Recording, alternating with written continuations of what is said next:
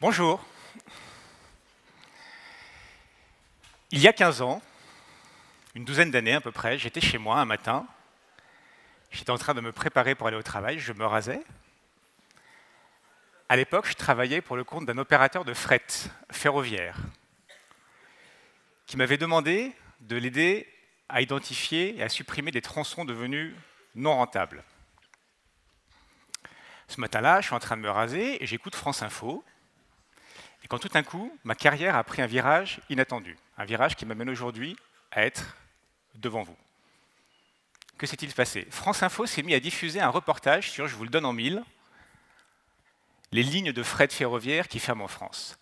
Et la parole est donnée à une dame qui habite dans un petit village de l'arrière-pays du pays de Nice et qui raconte que du jour au lendemain, elle a vu 300 camions défiler par jour devant ses fenêtres, venus remplacer les wagons de marchandises pour desservir une usine que je connaissais bien. Ce jour-là, j'ai décidé, que la suite de ma carrière se déroulerait dans un cadre où on tienne compte des conséquences sociales et environnementales des décisions qui sont prises. Et 2, d'arrêter d'écouter les infos le matin. Je crois que tout le monde sera d'accord ici pour dire que commencer ses journées en mode positif, c'est plutôt une bonne idée. Alors, quelques temps après, j'ai réussi à réorienter ma carrière, et aujourd'hui, je suis là devant vous, et je vous affirme que j'ai tenu cette double promesse. Alors, j'écoute plus les infos le matin, c'est OK. Par contre, sur la prise en compte des conséquences sociales et environnementales, dans une banque, dans la finance, je vous sens plus demandeur, donc j'y viens. Je ne vais pas vous dire qu'on fait tout bien, qu'on est parfait, mais je vais vous parler du chemin qu'on a déjà parcouru et de là où ce chemin nous mène, dans la perspective de la COP qui arrive à Paris. D'abord, le contexte que vous connaissez, je le rappelle. On a d'un côté les climatologues qui nous disent on a encore quelques centaines de gigatonnes de CO2 à émettre avant de dérégler de façon très problématique la machine du climat. Et on a d'un côté les géologues qui nous disent que si on brûle toutes les réserves d'énergie fossile que contient le sous-sol, pétrole, gaz, charbon, on va émettre 4 à 5 fois plus que le budget dont nous parlent les climatologues. La conclusion, elle est simple, mais elle constitue un challenge considérable.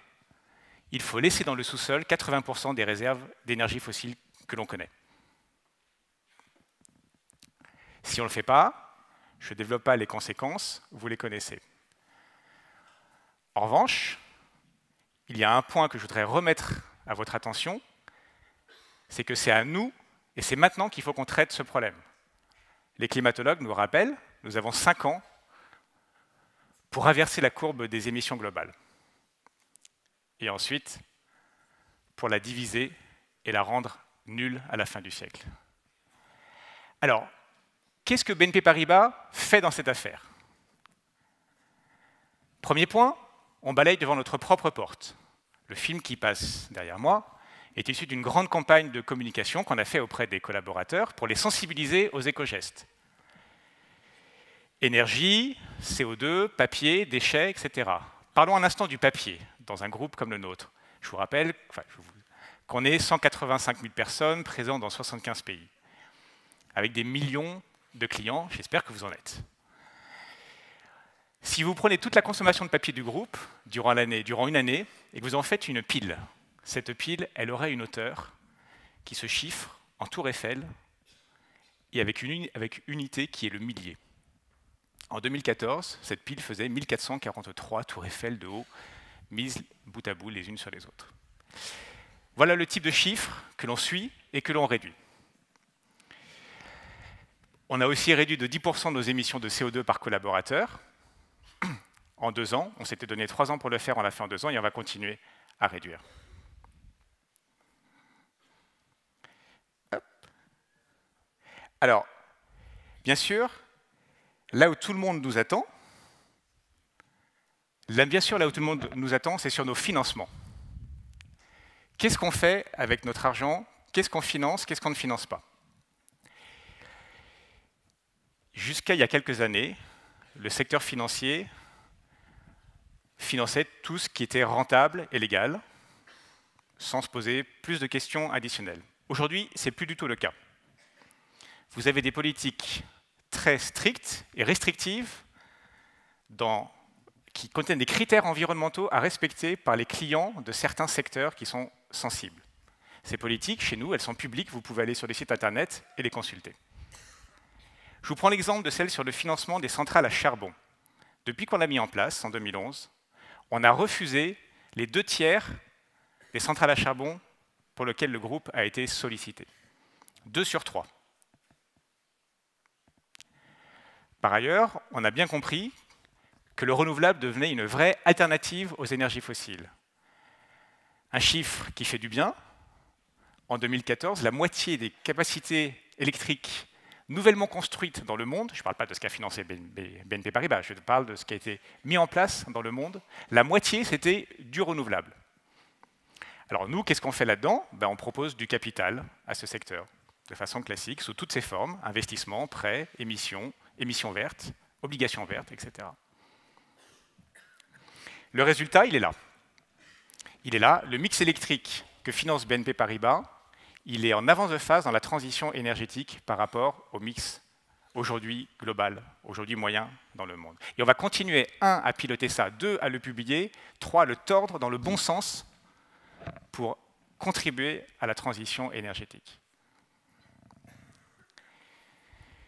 Il faut aussi que je vous parle de ce qu'on fait avec l'argent que nous confient les investisseurs institutionnels.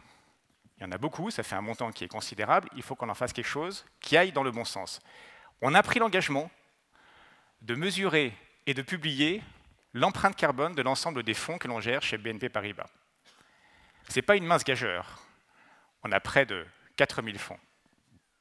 Mais on a pris cet engagement, ça va prendre un peu de temps, on est plutôt sur un calendrier à 2016, mais on va le faire. Alors, je ne vous ai pas encore parlé des clients individuels. On est quand même dans une banque, avec des agences, ça ne vous aura pas échappé. Qu'est-ce qu'on fait avec les clients individuels? Je crois que le principal sujet lorsqu'on parle particulier et climat, aujourd'hui en France, et ailleurs aussi dans le monde, c'est la consommation énergétique dans le bâtiment. Vous savez, en France, cette consommation énergétique dans le bâtiment, c'est 40% de la consommation totale. Il y a un sujet qui est considérable. Qu'est-ce qu'on a fait?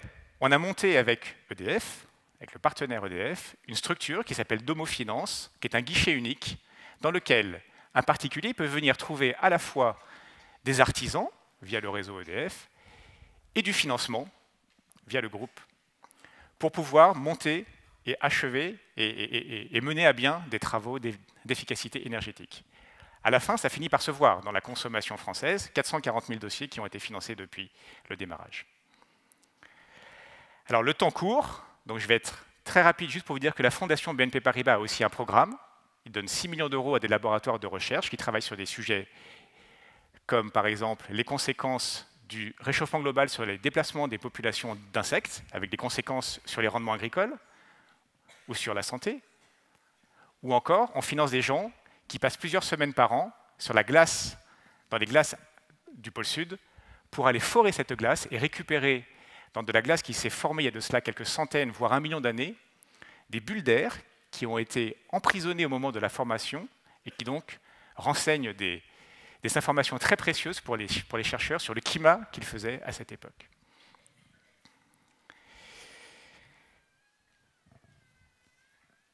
Mais je crois que parfois, les petites histoires valent mieux que les grands discours. Alors il y en a une que je voudrais vous raconter aujourd'hui pour vous faire toucher du doigt ce qui est en train de se passer dans le monde de la finance, en tout cas dans le groupe BNP Paribas. Il y a quelques semaines, nous recevons un dossier de la part d'un producteur d'électricité étranger pour un gros crédit. Ce dossier, il est très bien monté, il est parfait en tout point. Il a juste un petit caillou dans la chaussure, c'est que la grande majorité de cette électricité produite par ce producteur l'est à partir du charbon. Mais les équipes commerciales nous soulignent à juste titre que le crédit qu'on pourrait accorder à ce client ne servira que à financer des centrales qui sont dernier cri, autrement dit, celles qui respectent la politique qu'on s'est donnée en interne et dont je vous ai parlé au préalable. Autrement dit, il n'y a aucune raison écrite, quelque part, pour ne pas accompagner ce client. Pour autant, la décision du comité exécutif, elle est rapide et elle est très claire. Non, nous n'allons pas nous lier pour les prochaines années qui viennent avec quelqu'un dont le modèle est aussi fortement dépendant du charbon. Et il enfonce le clou en disant « Il est même surprenant que ce dossier ait eu besoin de remonter jusqu'à nous pour prendre une décision qui tombe sous le sens. »